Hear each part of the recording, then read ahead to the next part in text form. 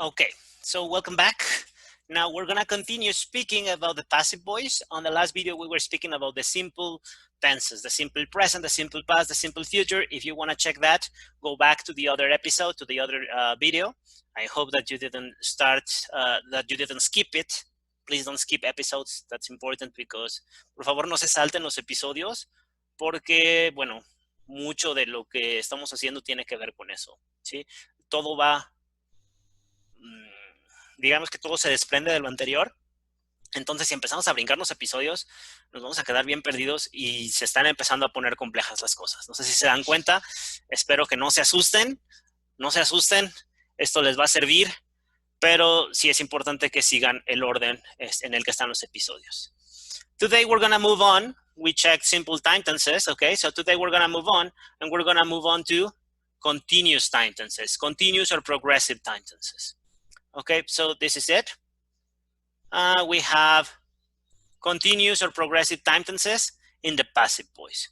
We're going to be checking the present continuous or present progressive, the past continuous or the past progressive, the future continuous or the future progressive. As you remember, sentences need a subject, they need an auxiliary, they need a verb, yep, and they need a complement. That's what we need. Okay, I don't know if you remember also, but the passive voice is really not that different. In the passive voice, we have a subject. The only difference is that this subject is not the doer of the action, is the receiver of the action. We have an auxiliary. The auxiliary is not, for example, in the present continuous, am, are, or is. In the past continuous, was or were. In the future continuous, will be. In this case, it's not going to be that simple. In the passive voice, we need auxiliaries with conjugated. They have to be conjugated, okay? And then we need a verb. But in the passive voice, the verb is always conjugated. Sorry, the verb is always in the past participle. In the past participle. And then the complement is optional.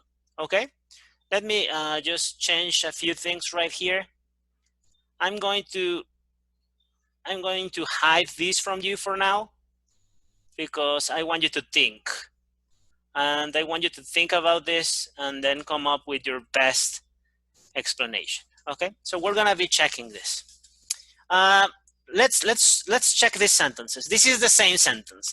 Daniel paints Paula. Okay, so again, in the active voice, we have the active voice. I'm going to color the active voice in red, and I'm going to color the passive voice in blue. Okay, so in the active voice, we have a subject, but the subject is the doer of the action. Again, Daniel is the doer of the action. Daniel is the one doing something. If you have a subject, you can replace it with a personal pronoun. In the present continuous, you remember that the auxiliary is the verb to be in the present. The verb to be in the present is, am, or are. In the case of Daniel, Daniel is the third person of the singular, so he is or he is. The verb, when we have continuous time tenses, the verb is always in gerund. I don't know if you remember this. We checked this when we were checking the time tenses. But when you have continuous or progressive time tenses, this is always in gerund. And the complement is any extra information. In this case, the object, Paula, is the receiver of the action. Paula didn't do anything. Paula received the action of being painted. Daniel is painting Paula. He is painting her. Remember that in the active voice, well, in any voice, the present continuous or the present progressive is used to speak about events that are happening at the moment, okay? If these things are happening right now, we are using the present continuous. That is the difference with the past, sorry, with the simple present. The simple present is only for, the simple present is for routines or things that are always true. The present continuous is for things that are happening right now. In this case, Daniel is painting Paula. It means he is in the middle of the action of painting Paula. He is painting Paula, okay? So if we want to do the same thing, But in the passive voice, we need a subject. But the subject is not the doer of the action, is not Daniel. We don't care about Daniel. We care about the receiver of the action. We care about Paula. So the subject is Paula. We need an auxiliary. This is the difficult one, is the verb to be conjugated. We remember that the verb is always in the past participle, and if you want to have a complement, this is always optional. You can have a complement of time, a complement of place, a complement of way, or you can have this. This is called the agent. The agent is the doer of the action.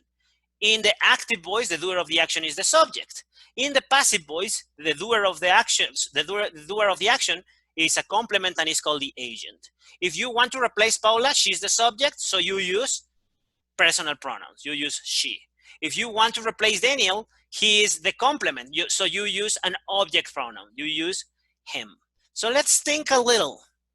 What do you think is the auxiliary for the passive voice in the present continuous? We know that the auxiliary is the verb. I didn't change my tool. It is the verb to be. Remember that the auxiliary is always the verb to be. In the present is, are, or am. But the problem is that this is not the present continuous. This is just the simple present. Paula is painted. This is the one that we checked in the last video. Paula is painted is the simple present. He is painted or he is not painted normally. So how do I change this to the passive voice? To the present continuous. In the present continuous, I need the verb to be, but conjugated in the present continuous. Check. In this present continuous example, we have the verb paint. And we conjugated it into the present continuous. How do we conjugate it? We need the subject. We need the verb to be conjugated to the subject. And this verb is always with ing, painting. In this case, the subject is the third person. So the verb to be in the third person is. The verb painting, well, the verb paint in the continuous form is painting. The present continuous, the verb paint conjugated in the present continuous is painting. Okay, if you want to conjugate paint to the present continuous, is painting. I don't want to conjugate the verb paint. I want to conjugate the verb be. What do I do? The same. You need the auxiliary of the present continuous as the verb to be. Is, are, or am.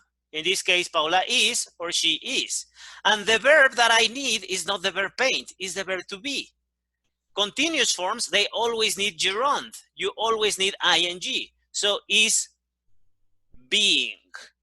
Is being. Does it make sense?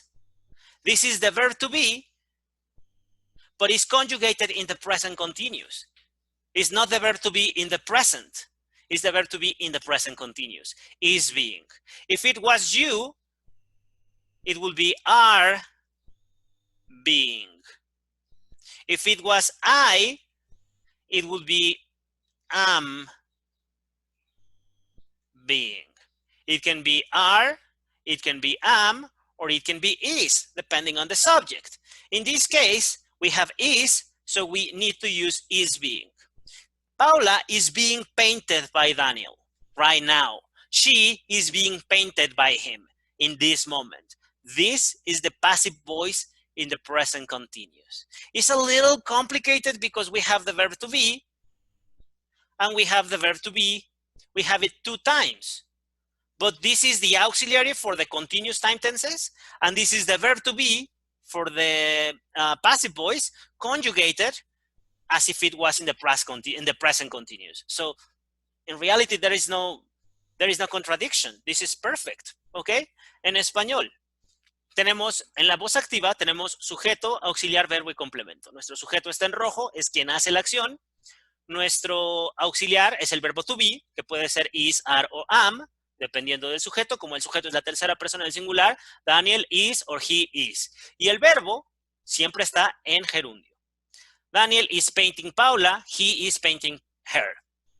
En la voz pasiva, es un poco diferente porque lo que necesitamos aquí como nuestro auxiliar es el verbo to be, pero no el verbo to be nada más. Si yo pongo aquí Paula is painted, eso está en presente simple y ya.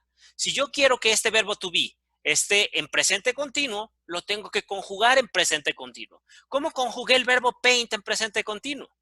Para conjugar un verbo en presente continuo se necesitó el auxiliar is, am or are y el verbo que yo quiera conjugar con ing. Entonces, ¿cómo conjugué paint?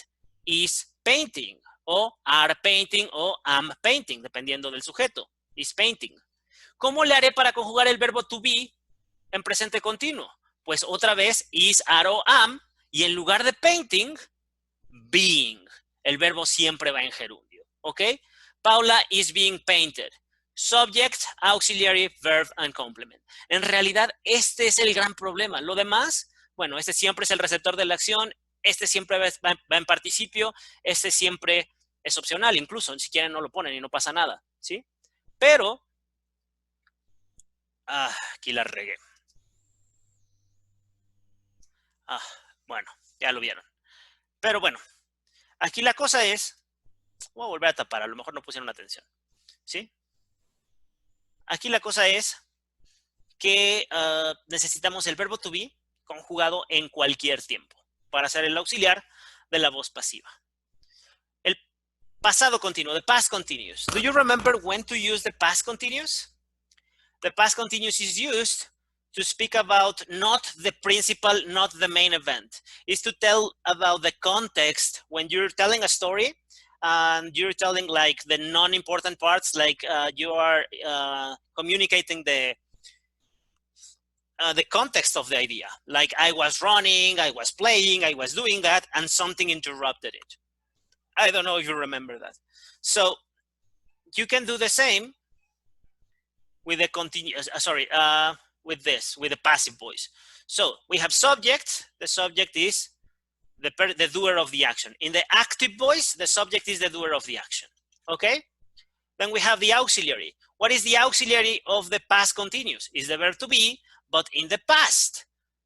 The verb to be in the past is was or were. In this case, is the same person, is the third person of the singular, was.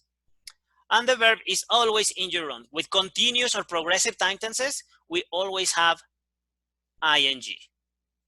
And then, in this case, we have a complement. The complement is an object. It's the person or the thing that is receiving the action of the verb. The verb is painting, so Daniel is doing the action of painting, and Paula is receiving the paint or the painting, okay? She is being painted, okay? That is the problem. So again, we have the same thing, subject, auxiliary, verb, and complement. Now, how do we do this in the past continuous? Remember, the auxiliary for the passive voice is the verb to be. Always the verb to be. Yes, but conjugated. So again, they have the same structure. We don't really have to change much. We have subject. The subject is the doer. In the passive voice, the subject is the receiver of the action. Paula didn't paint anyone. Paula received the paint. In the passive voice, she is the subject. And because she is the subject, we can replace it with a personal pronoun. She, not her. When she was the object, we replace it with an object pronoun. Now that she's the subject, we replace her with a personal pronoun, she. Then we need the auxiliary, which is the difficult part. Then we need the verb. The verb is super easy because it is always in the participle. And then again, this is always optional. We can add a complement, and that complement can be the doer of the action. In the active voice, Daniel was the subject. In the passive voice, he is a complement. Because he is a complement, if you want to replace him with a pronoun, you use an object pronoun. It's not he, it's him, okay? You need to change the pronoun. Now, what do you think would be the auxiliary for the past continuous? Again, the verb to be, in the past, was or were. But if you only do this is in the simple past. Paula was painted, okay, but that is the simple past, not the past continuous. So what do I need for the past continuous? I need the verb to be conjugated in the past continuous. How do you conjugate a verb in the past continuous? You need was or were, and then you need a verb with ing. In this case, was painting. If I want to do the verb to be, what do I write? Was or were, because it's Paula, is the third person of the singular, she was, and the verb is the verb to be, was being. Again, we are using the same verb 2 times, but it is okay. This one is the auxiliary for the continuous forms, and this one is the auxiliary for the passive forms. They are the same. This in the passive voice, sorry, in the past continuous is was or were in the past. This in the past continuous has to be in gerund. Is being, was being. Paula was being painted. What is the meaning of that? Paula was being painted. It means in the past, this was happening. Paula was being painted and something interrupted. This is not the central point of the story. Paula was being painted and then something happened, something in the simple past, right? So this is the active voice. Sorry, this is the present continuous and this is the past continuous. This is the active voice and this is the passive voice. These two sentences, they are the same. Daniel was painting Paula and Paula was being painted by Daniel. They are exactly the same. The only difference is in this case, we are focusing on the doer of the action. And in this case, we are focusing on the receiver of the action. What about the future continuous? The future continuous may be a little bit more difficult, but I don't think so. It is the same thing. You need a subject, and your subject in the active voice is the doer of the action. In this case, Daniel.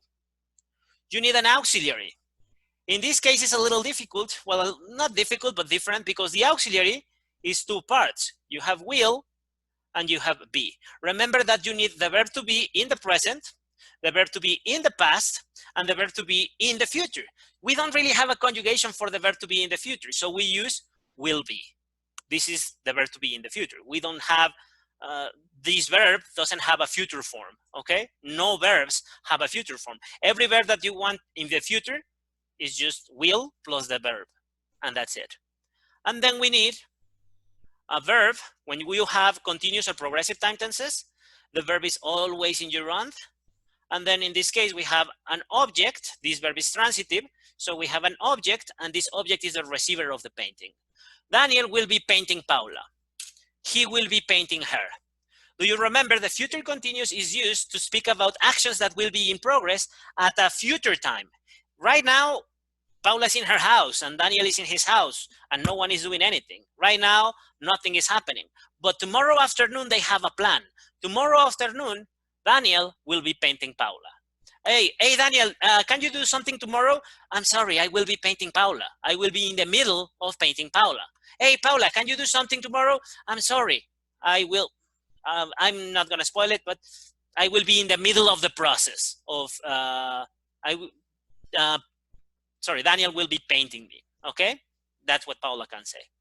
Now, here we have again, subject, auxiliary, verb, and complement. Super easy. Now, how do we do it with the continuous, sorry, with the passive voice? In the passive voice, again, we have a subject, but the subject is not the doer of the action. The subject is the receiver of the action. The subject is Paula. Paula, now that Paula is the subject, we don't use an object pronoun. We use a personal pronoun. When she was the object, we use an object pronoun. Paula was her. Now Paula is the subject, Paula is she. We don't, we need the auxiliary, we're gonna work on that. We need the verb, and the verb is always in the past participle. And we need a complement. Well, it's not necessary, it's not mandatory, but if we want, we can use the doer of the action. This doer of the action is not the subject. In the active voice, he is the subject. In the passive voice, he is a complement. And because he is a complement, we can replace it with an object pronoun, okay? That's how it works. So now, how do we say this in the future continuous? I will give you a little while. If you want to pause the video, you can pause the video and think about it for a moment. What do you think we need? Okay, we need the verb to be. Yeah, we need the verb to be, but we need the verb to be in the future continuous. So let's check. How did I get the verb paint in the future continuous? The future continuous has an auxiliary. The auxiliary of the future continuous is will be. And paint was always with ing, painting. This is the verb to be in the future, the verb to paint in the future continuous, okay? Will be painting. Now, we don't need the verb paint. We need the verb to be. How do we do that? Think about it, okay? Pause the video. Did you pause the video? Did you think about it? Okay, what do you think? We need the auxiliary of the future continuous is will be. So we need will be. And we need the verb to be conjugated in the future continuous. So the auxiliary plus the verb to be in continuous form, in ing, will be being. She will be being. And that's it. She will be being. She is being, she was being, she will be being. Ella estará siendo. She is the subject, will be being es el auxiliar, and painted es el verbo, y va en participio, este es el verbo. Sujeto, auxiliar, verbo y complemento. Paula está siendo pintada en este momento. Paula estaba siendo pintada en aquel momento, en el pasado. Paula estará siendo pintada en aquel momento, en el futuro. Mañana a las 6, Paula estará siendo pintada. En este momento está en su casa, está descansando, no tiene ningún problema, pero sabe que mañana tiene un compromiso con Daniel. Mañana ella va a ir a que la pinten. Entonces, oye, Paula, ¿quieres ir al cine mañana en la tarde? Perdón, voy a estar siendo pintada. Estaré siendo pintada. Paula will be being painted. Aquí no se preocupen, siempre es will be being. Will be no cambia. Acuérdense que will be es el auxiliar del futuro continuo. Este siempre va en be porque va después de un modal, entonces va en forma base. Y este being siempre va en ing porque es una forma continua. ¿Ok? Ahora, ¿cómo hacemos preguntas? ¿Cómo hacemos negativos? Do you remember? The auxiliary takes the negative. El auxiliar toma el negativo. Entonces, en lugar de is, ¿qué escribimos? En lugar de is, escribimos isn't. Daniel isn't painting Paula. Daniel no está pintando a Paula. He isn't painting her. Él no la está pintando. Si tenemos dos pedazos, 1 y 2, ¿dónde ponemos el negativo? ¿Se acuerdan? El negativo va solo después de la primera parte del auxiliar. Entonces, Paula isn't being painted. She isn't being painted. Ella no está siendo pintada, ¿sí? She isn't being painted. Ella no está siendo pintada. ¿Estamos bien? Ok, espero que esto funcione. ¿Cómo le hacemos en el pasado continuo? Pues el auxiliar no es is, es was. Entonces el auxiliar se lleva el negativo, sería wasn't. ¿Sí? He wasn't painting her. Daniel wasn't painting Paula. En la voz pasiva, Paula wasn't being painted. She wasn't being painted. Ella no estaba siendo pintada. ¿Sí? ¿Qué pasa en el futuro continuo? En el futuro continuo tenemos el problema que tenemos dos auxiliares. Entonces, bueno, no dos auxiliares, sino que nuestro auxiliar es dos palabras. Si tenemos dos palabras como auxiliar, solo la primera se lleva el negativo. Entonces, en lugar de decir will be painting Paula, decimos won't be painting Paula. Daniel won't be painting Paula. Daniel no estará pintando a Paula. He won't be painting Paula. Él no estará pintando a Paula. Perfecto. En la voz pasiva tenemos en realidad 1, 2, 3 partes. ¿Cómo le hacemos? Cuando tenemos 2 partes, solo la primera se lleva el negativo. Cuando tenemos 3 partes, lo mismo. Solo la primera se lleva el negativo. Este will cambia a won't. Y aquí dice, Paula won't be being painted. Paula no estará siendo pintada. She won't be being painted by him. Ella no estará siendo pintada por él. ¿Ok? Bastante, bastante sencillo. Espero que no les cueste trabajo, que recuerden más o menos cómo funcionan los negativos. Estamos siguiendo las mismas reglas de siempre. Desde el primer día hasta ahorita estamos siguiendo las mismas reglas. Todo el tiempo. ¿Ok? Ahora, ¿cómo hacemos una pregunta? El auxiliar y el sujeto cambian de orden. En lugar de poner sujeto y luego auxiliar, ponemos primero el auxiliar y luego el sujeto. Entonces, este de aquí, el auxiliar, pasa para acá. Y decimos, ¿is he painting her? ¿La está pintando a ella? ¿Is Daniel painting Paula? ¿Está Daniel pintando a Paula? ¿Sí? ¿Cómo lo haremos en la voz pasiva? Otra vez tenemos dos partes, solo la primera es la que cambia su lugar con el sujeto. Y entonces, ¿qué decimos? Decimos, ¿is Paula being painted? ¿Is she being painted? ¿Sí? Con el pasado continuo, otra vez son dos partes, nada más la primera se pasa para acá y dice, ¿was Paula being painted? ¿Estaba Paula siendo pintada? ¿Was she being painted by him? ¿Estaba ella siendo pintada por él? ¿Y cómo le hacemos cuando tenemos tres? Otra vez, solo el primero cambia su lugar con el sujeto. Y aquí dice, will she be being painted by him? Will Paula be being painted by Daniel? Y ya estuvo. Estamos siguiendo las mismas reglas de siempre. ¿Sí? Son las mismas reglas de toda la vida. Sujeto, auxiliar, verbo y complemento. Sujeto, auxiliar, verbo y complemento. Los negativos se hacen de la misma manera. El auxiliar se lleva el negativo. Aquí tenemos los tiempos continuos en voz activa. Aquí tenemos los tiempos continuos en voz pasiva. ¿Cuál es el auxiliar de los tiempos continuos en voz pasiva? En presente continuo, is being. En pasado continuo, was being. En futuro continuo, will be being. ¿Se dan cuenta? Siempre es being porque los continuos siempre llevan ing. Y nada más es antes el verbo to be en presente, en pasado o en futuro. Es un poco confuso, piénsenlo un poquito, pero es la misma cosa, ¿sí?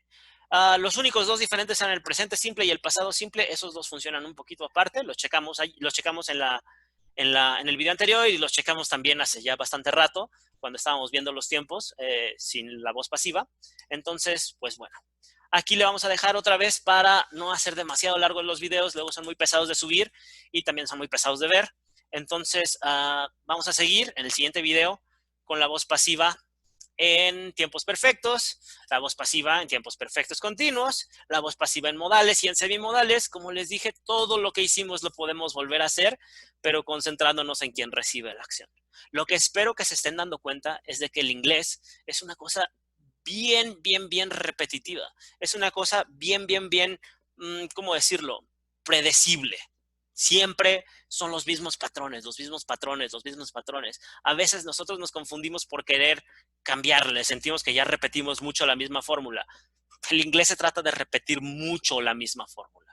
Es la misma fórmula. Y una vez que la entendemos, cuando entendemos esto, cuando podemos empezar a imaginar, a prever lo que se necesita, estamos del otro lado, ¿sí? Podemos empezar a producir el idioma sin necesidad de estarlo pensando tanto, porque una vez que se nos instale esta estructura, ya que tengan la estructura instalada, entonces sí ya es momento de producir más rápido. No necesitan perder ese tiempo, ese paso extra de pensar en español, traducirlo, pensar en el esquema, en la estructura. Ya no, ya pueden ir directamente a lo que quieren decir. ¿Sí? Además, les aseguro que esto les va a servir muchísimo en cualquier otro idioma. Si quieren estudiar francés, alemán, italiano, lo que ustedes, portugués, lo que quieran, ruso, si no saben qué es un determinante o un artículo, si no saben qué es un adjetivo, si no saben qué es un sustantivo, si no saben qué es un pronombre, si no saben qué es un objeto, si no saben qué es la voz pasiva, si no saben qué es el presente simple, qué son los tiempos, qué es el gerundio, qué es el participio, qué son las conjugaciones, si no saben qué son las preposiciones, si no saben nada de eso, la van a sufrir con cualquier idioma, es muy complicado, ¿sí? Por eso para mí era importante primero ponerle nombre a todo y después ver cómo se relaciona. ¿Ok? Bueno, cualquier cosa, por favor, si tienen alguna duda, ya saben, pueden buscarme, pueden hacérmela llegar. Tenemos también algunas clasecillas en directo, entonces también ahí podemos estar resolviendo dudas. Vamos a poner en lugar de esta presentación un pizarrón en blanco y ahí voy a estar haciendo ejemplos, les voy a dejar ejercicios que tienen que ver con esto. Entonces, bueno, cualquier duda, ya saben que estamos aquí para ustedes. Bueno, muchas gracias y nos vemos si quieren en el próximo video, o no sé si sea en la próxima sesión, depende de cómo llevemos esto. ¿Ok? Thank you very much. Bye.